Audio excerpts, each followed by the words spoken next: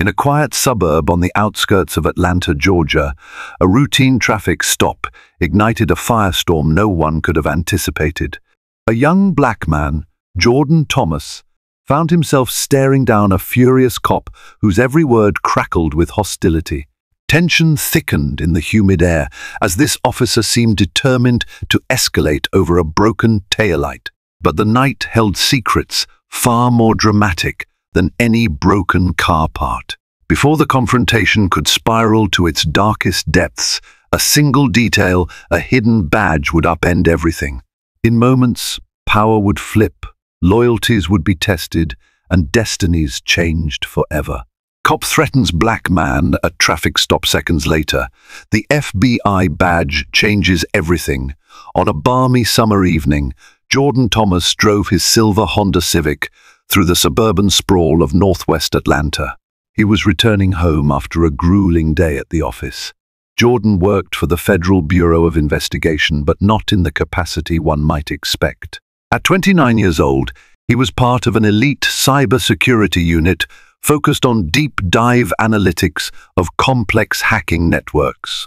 He rarely saw the front lines of physical law enforcement. Yet, as he navigated through the flickering glow of the streetlights, he had no inkling that tonight, for the first time, his FBI credentials would play a role unlike any other in his life. Jordan had been daydreaming about the weekend. He planned to drive down to Savannah to visit his mother and treat her to dinner at the Old Pink House, a popular, historic restaurant. His phone buzzed with reminders. His mother had texted about the chicken pot pie she was baking for his arrival. He smiled, eager to rest his mind and share a few peaceful days with family. Just before merging onto an exit that would lead him home, Jordan noticed the blue lights in his rear-view mirror. An instant flash of dread chilled him. He was used to routine stops. He believed in obeying traffic laws strictly. But something was off this time. The officer's lights were closer than they should have been, approaching aggressively. Jordan dutifully flicked his turn signal and pulled over. The black and white squad car screeched to a stop behind him. Little did Jordan know the broken taillight that had caught the officer's attention was merely the first domino to fall in a night of dangerous revelations. Nothing in Jordan's training at Quantico could have prepared him for what would unfold next. The officer behind the wheel was Sam Grimes, a man with a short fuse and a long history of complaints. He had transferred from another precinct a few years prior after several questionable uses of force. But each time he had managed to escape meaningful punishment. Many believed the policeman's brother, who worked in city administration, had pulled strings. One might question how many more times he could get away with it. Some officers teased that Sam's temper was an accident waiting to happen. Others simply avoided him, not wanting to be associated with the potential trouble in his wake. On this humid Atlanta evening, Sam Grimes was in a foul mood before he even started his shift. A spat with his ex-wife over child support had him simmering with resentment. All it took was one small spark, the sight of a black man driving a late-model car with a broken taillight to set him off. It wasn't just about the broken taillight. In Grimes's mind, every traffic stop was a test of dominance. As he approached Jordan's Civic, the usual procedure asking for license and registration, calmly explaining the reason for the stop, seemed to vanish under a wave of hostility. Grimes banged on the driver's side window with a flashlight, ignoring the fact that Jordan was already rolling it down politely. "Shut that car off," he snarled before Jordan could speak. Jordan complied, swallowing his rising nervousness. Within seconds, Grimes demanded Jordan step out of the vehicle, claiming the broken taillight might indicate the car was stolen. It was a flimsy excuse, but Grimes's glare made it clear compliance wasn't a suggestion, it was an order. Jordan felt his heart racing. He knew his training. His credentials were safe in his wallet, along with his license. Everything should have been straightforward. If he just cooperated, the officer would see his official identification and let him go. But some part of Jordan hesitated. There was a tension in the air, a vicious static he couldn't ignore. He felt as though the entire world was narrowed into this single moment under the blue strobe lights. Isolated from any sense of logic or decency, he steadied himself. If the situation escalated, he had the power to defuse it, didn't he? Officer Grimes yanked the car door open, surprising Jordan. The proper process would have been to wait for Jordan to exit voluntarily, but Grimes seemed determined to exert physical control. Jordan, tall and lean, stepped onto the asphalt, careful to keep his hands visible. He raised them slightly, a universal gesture of compliance. Overhead, the glare of a street lamp lit the scene with an eerie halo, reflecting in the polished badge pinned to Grimes's uniform. "Put your hands on the trunk," Grimes barked, voice raw with aggression. Jordan obeyed, placing his palms on the warm metal. He could almost sense the officer's adrenaline spiking. He felt the rough pat-down begin first his shoulders, then down his sides. In Jordan's mind, alarm bells rang. This is no standard pat-down for a broken taillight. Grimes's free hand hovered ominously near the holster at his hip, brushing it as if waiting for an excuse to draw. The tension sharpened with every passing second. Jordan tried to speak, to remain calm. "Officer, is there an issue?" Grimes's voice sliced through Jordan's words. "You shut your mouth. You move, I'll put you on the ground." The hostility was visceral. Jordan's heart thudded so loudly it seemed to drown out every other sound. Through his training, he knew that meeting aggression with more aggression would only make matters worse. His best move was to keep still, keep quiet, and wait for the right moment to show his identification. Yet, a profound sense of violation coursed through him. He was no stranger to stories of police overreach, but the feeling of being singled out, of feeling the raw edge of prejudice, still cut deeply. He could sense the officer's shaky sense of power. This was more than a routine stop. Something dark and ugly lurked behind the man's eyes. Jordan stood there, unsure of what would happen next, his life hanging precariously in the balance. A flicker of headlights from a passing car caught Grimes's attention. The passing driver slowed briefly, then hurried on, perhaps seeing something in the officer's aggressive posture that warned them not to linger. Grimes didn't ease up. If anything, he seemed more incensed at having an audience. He pressed Jordan harder against the trunk, near enough that Jordan could smell the coffee on his breath, along with a faint trace of cigarettes. Another vehicle rolled past, but this time it braked further ahead, pulling to a stop on the shoulder. A tall figure stepped out, phone in hand. Grimes noticed it immediately and bristled. "Hey!" he barked. "Get back in your car." But the figure kept filming. Jordan couldn't see much from his position, though a brief surge of relief coursed through him that someone else was paying attention. Cell phone footage had, in many similar incidents nationwide, been the deciding factor between accountability and impunity. "Officer, you're violating his rights," the bystander called, voice wavering but resolute. Grimes looked ready to explode. "I said get back in your car," he yelled, venom in every syllable. "This doesn't concern you."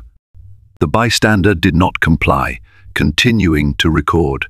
Jordan didn't recognize the face, but the voice of the Good Samaritan would stay with him forever. "I'm within my rights to observe," they said, stepping back to maintain distance but refusing to leave. For the first time that night, Grimes seemed to register caution. He had an audience he didn't want. A tiny shift in his body language suggested he was weighing his next move. Jordan clung to that moment of pause. It might just be enough time for him to speak up, to reason with the officer before the situation spiraled even further. The presence of a camera changed the dynamic. For the first time, Jordan felt a sliver of hope that truth might stand a chance against raw prejudice. Yet nobody knew how close everything was to combusting in a single, irrevocable second. Grimes's tension mounted. The phone camera was capturing everything: the firm grip of the officer on Jordan's arm, the trembling in Jordan's shoulders as he tried to remain calm. The bright, shaky illumination from the phone screen was the only new spotlight on a scene that threatened to go from bad to worse. Jordan finally found his voice. "Officer, I have identification in my wallet. May I reach for it?" His voice, carefully measured and polite, nonetheless betrayed the frustration and fear swirling inside him. Every word seemed weighed down by the knowledge of what could happen if he moved too quickly or said the wrong thing. Grimes glared, his pride stung by the intrusion of a recording witness. "Go slow," he spat. "Keep those hands where I can see them." With painstaking deliberation, Jordan inched his hand toward the back pocket of his jeans, retrieving the worn leather wallet that contained his driver's license and, in a hidden slot, his FBI credentials. He opened it to the license, planning to hand that over first.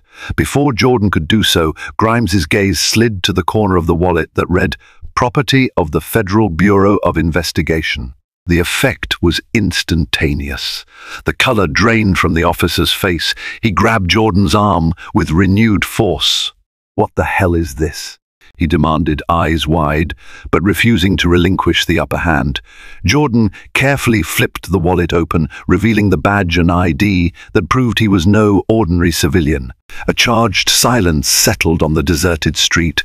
Grimes's face twisted in confusion and reluctance. He didn't want to believe that his target was a federal agent. The bystander kept filming, capturing every second. Jordan could almost hear the wheels turning in Grimes's head. This was a reality the officer was completely unprepared for. No quick intimidation or roughshod threat would bury this. Now the power dynamic had shifted in a heartbeat. The immediate question was whether the situation would end in reason, or if Grimes's fury would spark an even more dangerous confrontation. Karma, it seemed, was beginning to circle above that Atlanta street, waiting to swoop down. In that moment, Officer Grimes was confronted with a new challenge: how to handle an authority figure he had just threatened. He felt cornered. He was accustomed to throwing his weight around. Now, that well-worn tactic could result in the end of his career, or worse. The knowledge that Jordan Thomas was FBI gave him pause, but he'd also soared too far into aggression to gracefully back down without consequence. Grimes's mind raced to concoct an exit strategy. Jordan, still pinned against the trunk, felt the man's grip loosen just enough for him to straighten up. "I'm just trying to get home," Jordan said carefully. "We can talk about this calmly." He knew better than to mention the unstoppable evidence of the bystander's phone camera, although he was glad it was still rolling. One false move, and it might not be enough to save him, but it was something. Grimes tried to compose himself, but the hostility in his eyes never fully left. "Why are you driving around with a broken taillight if you're FBI?" he snapped, desperate to justify his actions. "That's not exactly professional, is it?" The question was absurd, but Jordan didn't rise to it. His heart pounded, the adrenaline from fear slowly shifting to controlled anger. He simply replied, "It just happened tonight, officer.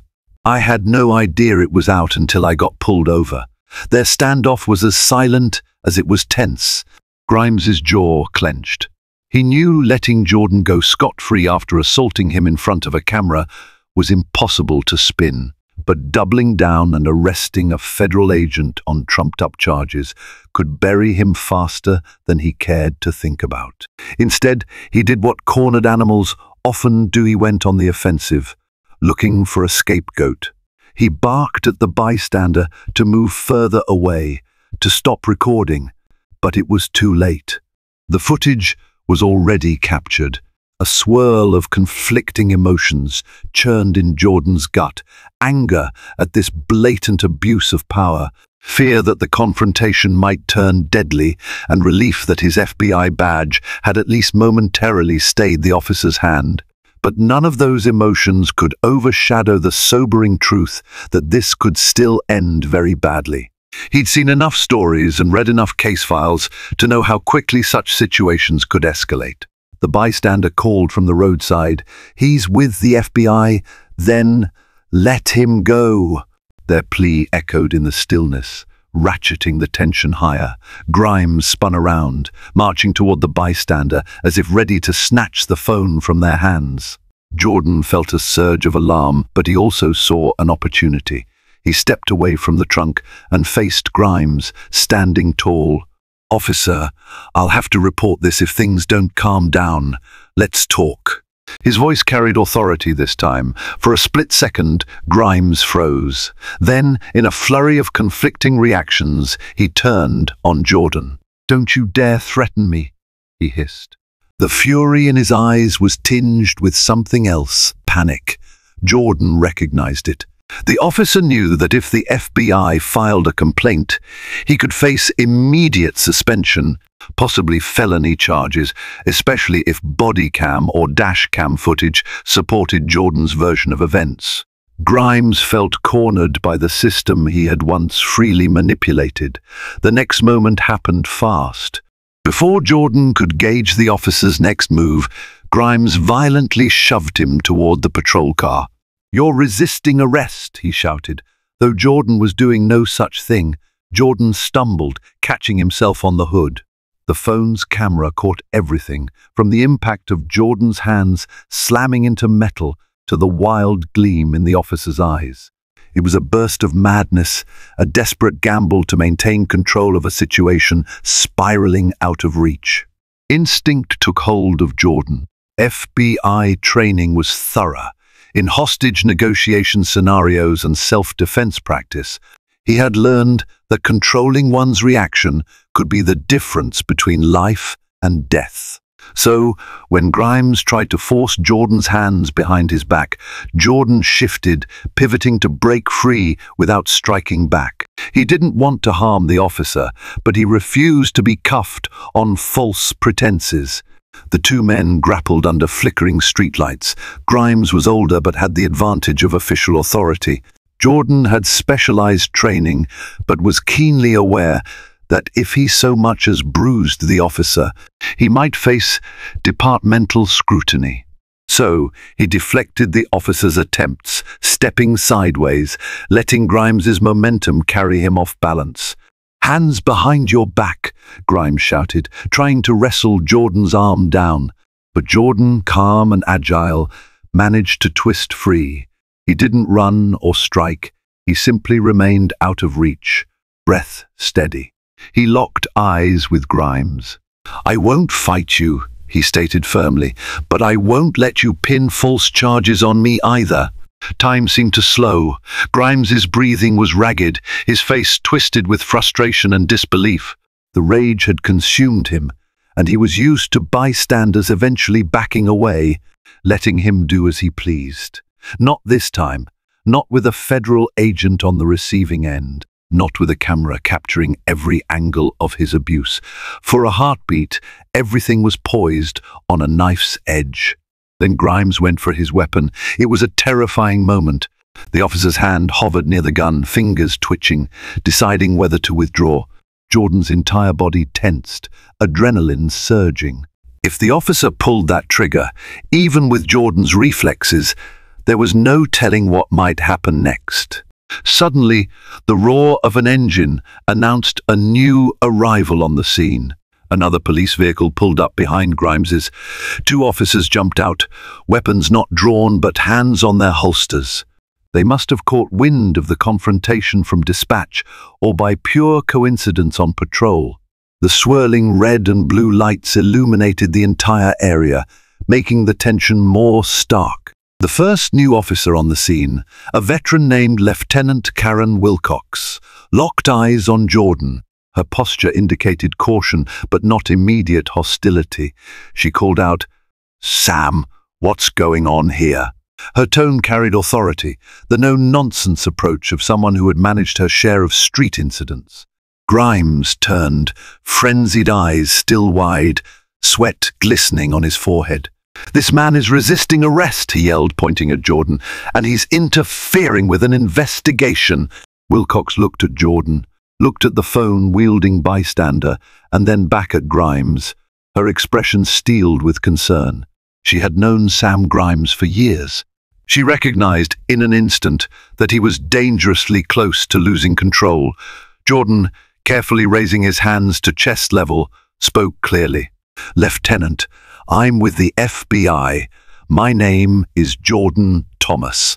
I showed him my credentials. He attacked me regardless. Wilcox frowned, scanning the scene and noticing the phone camera pointed their way. She gestured to her partner to keep some distance. "Sam, step back," she ordered, walking forward until she stood between Grimes and Jordan, one hand gently on Sam's shoulder to calm him. The tension didn't evaporate instantly, but it wavered. Grimes's mouth twisted, frustration and panic etched across his features. He wanted to keep pressing forward, but Wilcox had rank over him, and she was no ally when it came to misconduct. With reinforcements now present, there was no way Grimes could quietly manipulate the narrative.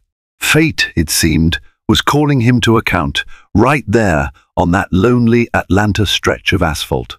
Lieutenant Wilcox took immediate control of the scene, ushering Grimes to the side while her partner checked on Jordan. Grimes launched into a rambling explanation about the broken taillight and how Jordan had become aggressive and non-compliant.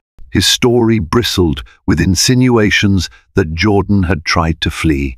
But the phone camera and the new officers presented a different reality. Wilcox asked Jordan for his credentials. Hands trembling, he passed her his wallet. She scrutinized the FBI ID, then her gaze flicked back to Jordan's face. "You sure about this?" she asked, calm but firm. Jordan nodded, explaining what had happened from the moment he was pulled over. From the corner of his eye, Jordan could see Grimes glaring at him, at the bystander, at the entire situation that had refused to submit to his bullying. Wilcox signaled to her partner to check Grimes's patrol car dash cam. If it was operational, it would have captured the entire stop. Panic flashed across Grimes's eyes again as he realized the magnitude of evidence piling up against him. He took a step toward Jordan, opening his mouth as if to hurl another accusation, but Wilcox blocked his path. "Sam," she said softly but firmly, "go back to the cruiser." Grimes's face contorted. A muscle in his jaw twitched. Yet, seeing the writing on the wall, he moved to stand behind his car, a small distance from the cameras and the other officers. Jordan exhaled, relief mingled with a hint of disbelief that the situation might be de-escalating. The bystander continued filming, capturing every word, every new angle. Wilcox turned to Jordan, her tone softened. "I'm sorry," she said, a slight tremor to her voice that indicated both regret and genuine concern. "I just want to go home," Jordan replied quietly. He still felt raw with emotion, but the arrival of the backup officers might have saved him from a tragedy. And as the swirling lights cast flickering shadows across everyone present, one thing became clear: Sam Grimes had run out of places to hide. The next hour was a blur of statements and calls. Wilcox and her partner meticulously took Jordan's account of events, as well as the bystander's footage. The bystander, a woman named Tiffany Green, introduced herself and provided contact details. She had never planned to get involved in a police incident that night, but fate had placed her on that road at exactly the right moment. She appeared relieved yet shaken, repeatedly asking if Jordan was all right. Grimes stood by, silent but radiating anger as the other officers went through protocol. Lieutenant Wilcox had no choice but to contact her superior about what had transpired. Rumors of Grimes's questionable behavior had circulated for years, but this was the first time his misconduct had been caught so blatantly, and the victim was an FBI agent no less. Inside her mind, Wilcox grappled with the knowledge that the precinct was about to be thrown into a legal maelstrom.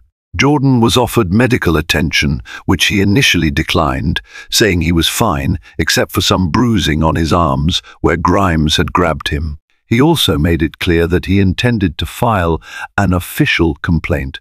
Wilcox nodded solemnly, uncomfortably aware that it wasn't her place to dissuade him. This time, the system would have to do its job. She quietly told Jordan, "We'll handle this by the book." Jordan could only hope that was true. In the distance, the neon signs of a closed gas station flickered. The air felt heavier, as if weighed down by the sense that a line had been crossed that night. Grimes's world was about to cave in, and Jordan's life might never be the same. The wheels of justice, slow as they were, had begun to turn the moment Jordan's FBI badge appeared in that wallet. Now, all any of them could do was see how far those wheels would carry them. By the time Jordan was finally allowed to leave, it was close to midnight. Tiffany insisted on following his car for a few miles, just to ensure no one else pulled him over. They exchanged phone numbers and parted ways, each left to process the harrowing events of the night. Jordan felt a flood of relief when he finally reached his driveway, yet a part of him was too wired to sleep. He went inside his modest townhouse, turned on a lamp, and stared at the reflection of his weary face in the mirror. Beneath his frustration and anger was a lingering question. Should he have revealed his credentials earlier? Should he have asked for a supervisor right from the start? The entire event felt surreal, like a twisted nightmare, but the bruises on his arms reminded him it was all too real. The next morning, Jordan contacted the FBI's Office of Professional Responsibility to report what happened. He also called a senior agent he trusted, describing the incident in detail. Within hours, the FBI took official notice and launched a preliminary inquiry, which they often did when one of their own was involved in a confrontation with local law enforcement. Meanwhile, at the Atlanta police precinct, the fallout had already begun. Lieutenant Wilcox had filed an internal report about Officer Grimes's actions. This time, Grimes found himself in deeper trouble than ever before. Multiple complaints, including Jordan's, demanded swift, transparent accountability. And once again, Grimes's relatives in City Hall tried to muddy the waters. Only this time, the evidence was too overwhelming to dismiss. In a cramped conference room at the Atlanta precinct, top brass gathered to discuss the scandal. Chief Howard Martinez, a middle-aged, silver-haired officer with a reputation for no-nonsense leadership, took center stage. He had read the initial reports, he had seen the bystanders' footage. He recognized that they were on the verge of national attention. If this story broke publicly, Atlanta had enough historical baggage with racial tension to worry him deeply. Lieutenant Wilcox sat near the end of the table, waiting for the storm to break. She'd recounted her version of events, and though it pained her to testify against a fellow officer, she knew her duty outweighed personal loyalties. Grimes sat at the opposite corner, flanked by his union representative and a lawyer. He wore an expression of barely contained rage, claiming Jordan had been uncooperative and threatening. But no matter how forcefully he insisted, the video told a different story. Chief Martinez called for calm, then stated the obvious: "We have a potential civil rights violation here. If the FBI is involved, that means a federal investigation. We also have enough grounds for an internal probe." Grimes's lawyer tried to push back, citing that Jordan was unnecessarily provocative by revealing his badge mid-stop. Martinez cut him off, emphasizing the evidence that contradicted all those claims. Behind closed doors, the discussion turned grim. The last thing the department wanted was a public scandal, but Grimes had forced their hand. The best they could hope for was to cooperate with the FBI's inquiry, discipline or fire. Grimes quickly and attempt to limit reputational damage. Only time would tell if that would be enough. Days passed, during which Jordan wrestled with anxiety and frustration. He was called into a special meeting at the J. Edgar Hoover Building in Washington, D.C., normally reserved for high-level consultations. Although he was primarily involved in cyber investigations, the Bureau deemed his case significant enough to gather a few departmental heads. He recognized some from the training academy. Others were new faces. In a large office overlooking the city skyline, Jordan recounted the incident for the third time that week, first to an assistant director in the FBI's Civil Rights Division, then to a liaison officer from the Department of Justice. They asked pointed questions, ensuring his story was consistent and thorough. Jordan answered patiently, though part of him hated reliving the trauma. Recalling how Grimes shoved him, how the man's hand hovered near his weapon, sent a chill up Jordan's spine. In that office, Jordan felt a subtle shift in power.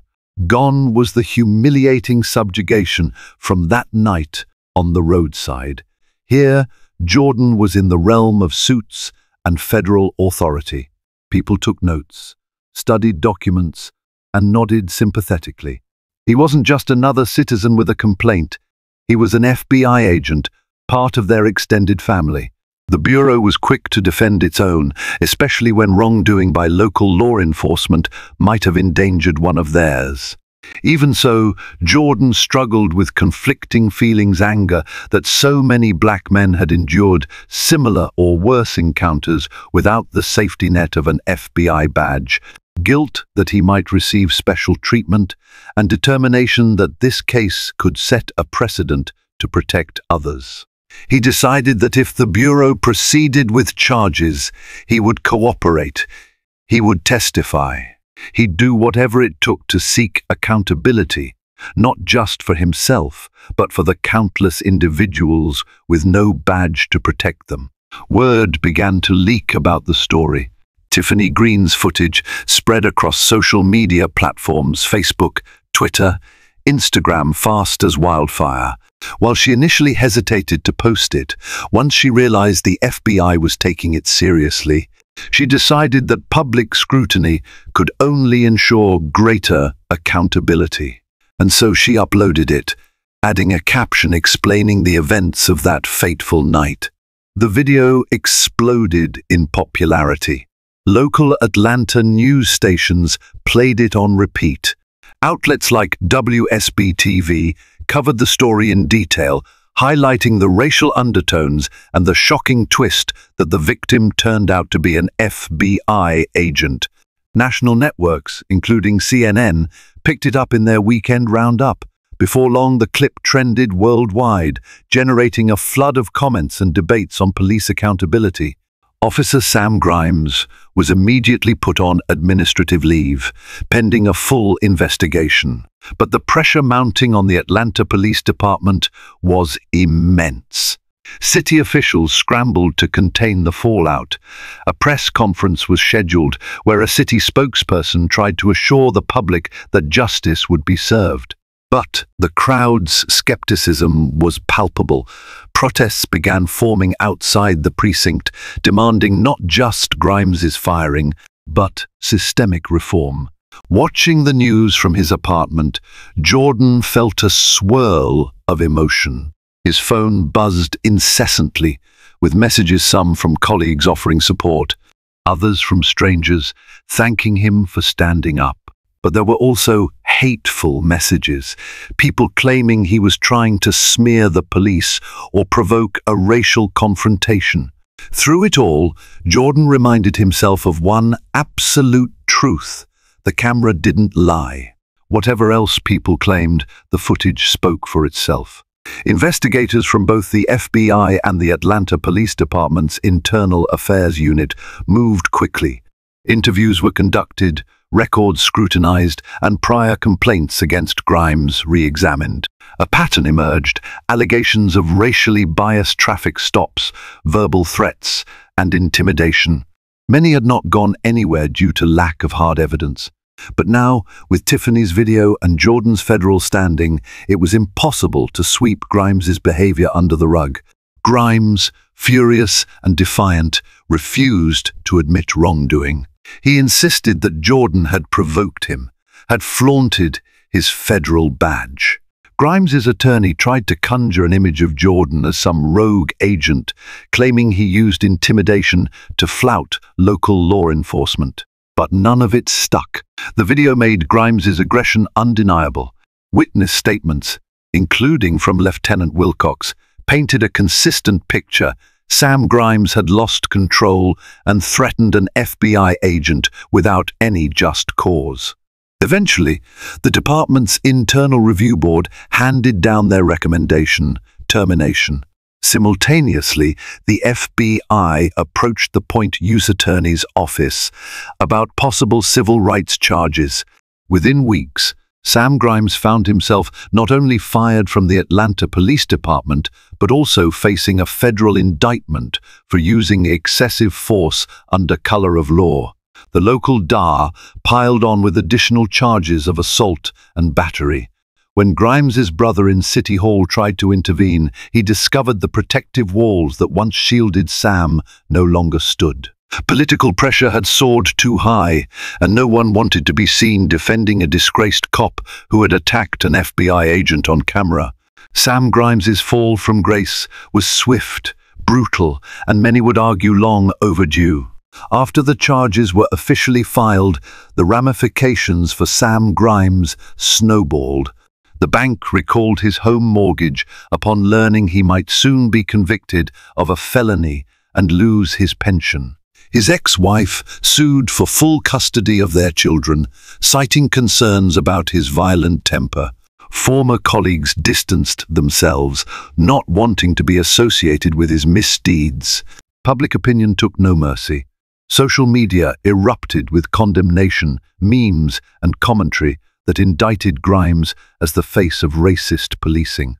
In some circles, there was a sense of poetic justice. He had terrorized vulnerable citizens for years, and now the very same uniform that once protected him was used to hold him accountable. Jordan, witnessing this dramatic downturn, felt conflicted. He took no pleasure in another man's ruin, but he couldn't deny the sense of relief that Grimes wouldn't be able to hurt anyone else in this way. Meanwhile, Jordan received messages from people all over the country, victims of police brutality, civil rights activists, even fellow law enforcement officers. Many praised him for standing firm, for not escalating the encounter, and for using his position to demand accountability. But Jordan also received a lesson in humility. Countless accounts from those who said, "This time, the system worked because you're FBI. It wouldn't have worked for me." The echoes of that truth weighed on him, pushing him to consider broader advocacy beyond his own case. As for Tiffany Green, her life also changed. She became an inadvertent activist, her social media presence skyrocketing. Journalists interviewed her, politicians invited her to speak at community events. People hailed her as a hero for filming and providing undeniable evidence. She insisted, however, that she was just an ordinary citizen who saw injustice and refused to turn away. But in this world, that small act made all the difference. The incident reverberated throughout Atlanta's community. Protests calling for reform gained momentum. Neighborhood associations and civil rights groups seized the moment to highlight systemic issues. The city council convened emergency meetings to discuss police training, oversight committees, and policies aimed at preventing future abuses. While some decried these moves as reactive, many believed it was the first real chance for lasting change. Jordan found himself invited to town halls and panel discussions. At first, he was uncomfortable with public speaking, especially on a subject so personal and raw. But each time he addressed a crowd, he felt a deeper conviction to share his story. He described how, despite his federal credentials, he had felt raw fear during that traffic stop. How, if not for that badge and Tiffany's camera, the story might have ended in tragedy. His authenticity resonated. People who had felt marginalized or powerless listened to him speak and saw a reflection of their own experiences. Local leaders wanted him to join committees or boards to guide policy changes. Though Jordan wasn't sure how much influence he could truly wield, he agreed to help. If anything, he hoped his presence might ensure new measures had real teeth, not just lofty promises. Meanwhile, the FBI's leadership noted Jordan's composure under pressure. As a result, they began eyeing him for a position in civil rights enforcement, or at least a liaison role that bridged local and federal agencies. Jordan had never considered leaving cyber investigations. It was his passion. Yet, the fire ignited by this incident made him question whether his purpose lay elsewhere. The trial of Sam Grimes arrived with a media circus in tow. Cameras clicked outside the Fulton County Courthouse as prosecutors laid out their case. Jordan sat in the witness stand, recounting every detail of the traffic stop. Tiffany Green testified as well, providing her raw footage for the jury. Lieutenant Wilcox took the stand, verifying the mismatch between Grimes's claims and what she observed at the scene. The defense attempted various angles, painting Jordan as overly sensitive, suggesting Tiffany's footage was taken out of context, and calling Grimes an exemplary officer who made a single bad judgment call. But the evidence was overwhelming. The dash cam, though partially obstructed, caught enough audio to corroborate Jordan's statements. Tiffany's clear, unedited video showed the excessive force for what it was, and a parade of past complaints underscored Grimes's pattern of behavior. The jury deliberated less than a day. They found Sam Grimes guilty of assault under the color of law, among other charges. The judge delivered a sentence that ensured he would not return to policing. Beyond the specifics of jail time and fines, the conviction carried a symbolic weight, a statement that even an officer could not hide behind the badge when abusing authority. Outside the courthouse, news cameras captured Jordan's subdued reaction. He felt relief, but also a twinge of sorrow at the unraveling of a life. He gave a brief statement about accountability, unity, and his hope that no one else would have to endure what he did. Then he stepped away from the spotlight, eager for a semblance of normalcy. In the months that followed, Jordan found a new sense of direction. He took a temporary assignment with the FBI's Civil Rights Division, traveling to different states to liaise with local law enforcement agencies, discussing best practices in community engagement and de-escalation techniques. He shared his own experiences, not as a condemnation of policing, but as a cautionary tale of what could go wrong without integrity and training. Meanwhile, Tiffany continued her advocacy work, focusing on citizen oversight of police conduct. She partnered with local nonprofits and helped organize workshops that taught community members how to safely and legally film encounters with law enforcement. Accountability comes from transparency, she often said, a principle she herself had exemplified on that night in Atlanta. Officer Sam Grimes's name faded into the annals of cautionary tales, a warning to those who would abuse their position of trust. His downfall served as a catalyst for reforms in the Atlanta Police Department, more rigorous psychological evaluations, mandatory de-escalation training, and clearer guidelines on handling minor infractions like broken taillights.